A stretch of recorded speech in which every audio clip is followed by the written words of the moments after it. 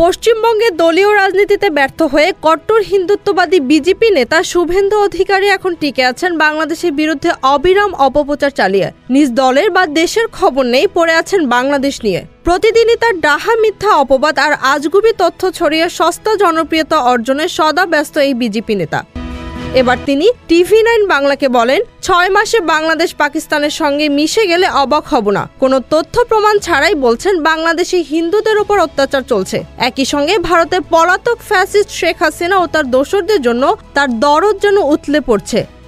রাজ্য ও কেন্দ্রীয় সরকারের উদ্দেশ্যে তিনি আহ্বান জানিয়েছেন, পশ্চিমবঙ্গের নাগরিক, ভারতীয় নাগরিক হিসেবে আমি প্রধানমন্ত্রীকে অনুরোধ করব, আওয়ামী লীগ করার অপরাধে বা হিন্দু হওয়ার অপরাধে যারা বাংলাদেশ থেকে এখানে পালিয়ে এসেছেন তাদের দয়া করে জেলে পুরবেন না।